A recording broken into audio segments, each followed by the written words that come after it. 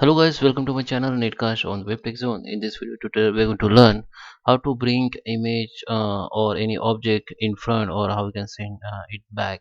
So I will show you in this video tutorial. You can see I have opened my Google slide, and here you can see this text object. This is image object, and this is shape object.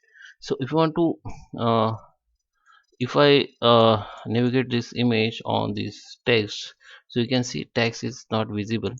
So if you want to send this image back, you can easily send. Just select the image, just click on the right, and here click on order, and you can send to the backward or back. Just click on back.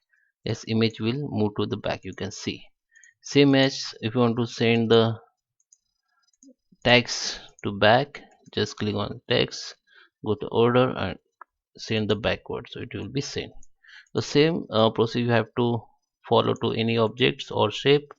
Go to the order and send the back. There is a kind of shortcuts you can use, like control plus shift plus and upper arrow for front, and you can see the shortcuts here. Okay, so guys, I hope you like this video. Please subscribe me. Thank you for watching.